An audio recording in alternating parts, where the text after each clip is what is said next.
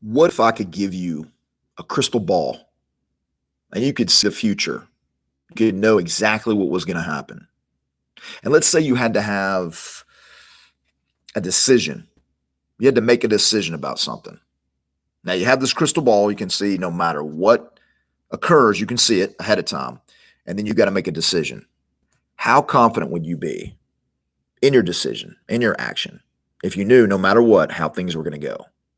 All right, this is the Warrior Up Podcast, episode 62. We're going to talk about how to have unstoppable confidence without being cocky.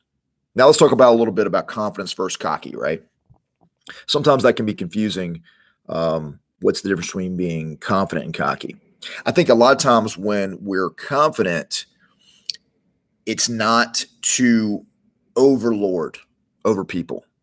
It's not to prove anything. I think cocky folks tend to be really insecure and they try to prove to everybody that they're not insecure. It's compensation and it's obnoxious. It's overbearing. It is abrasive. It just comes off as it's just kind of like nails on a chalkboard, right? Where confidence sometimes can be off-putting to those that are relatively weak or who want people to just kind of keep things at a status quo and like to kind of live in mediocrity. They don't like confidence too much. They want to kind of get away from it or get rid of it. They'll accuse it of being cocky, but it's really based on their insecurity, not on the other person's, right? And so what's the whole point with this? What's with the crystal ball thing? Now in Proverbs, it tells us that the Lord will be our confidence and that he will not let our foot stumble, be caught, be trapped. And so that is a projection into the future. So here's our crystal ball. We know that the Lord, if we're in his will and doing what he'd have us do, that we are doing things in his name for his glory, no matter what, we will not stumble. We will not fall. We will not get tripped up or hung up. He is our confidence.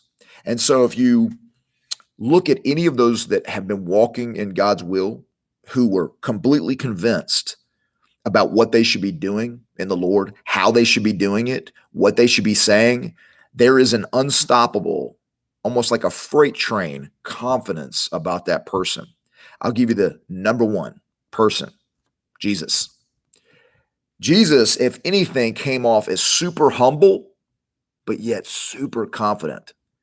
That's the thing, is that people that are cocky can't do that. They can't be super humble and super confident at the exact same time. Only those that are actually confident, that are unstoppably confident, can do that. And you can only be unstoppably confident in the Lord because he is the holder of the crystal ball, if you will. And so what do we do with this information? How does this help us? Well, one, we need to be in the Lord. Number two, we need to rely on him being our confidence and not look for some exterior circumstance or criteria or boxes to be checked in our life, whether it's what we do to invest in ourselves to go to the next level or our station in life, our money, relationships, whatever the case may be, health, right? But we look to that which is unmovable, which is God, to be our confidence, our rock, our shield, our buckler. If we look to him to be our confidence and know that no matter what we do, if we're close to him and operating according to his will, that we're in line with what he wants, i.e. our purpose, then there's nothing that can stop us, and there's nothing that can stop the confidence that's within us, because it has zero to do with us and everything to do with him. All right, guys, that is your Warrior Up advice for today, podcast, whatever you want to call it.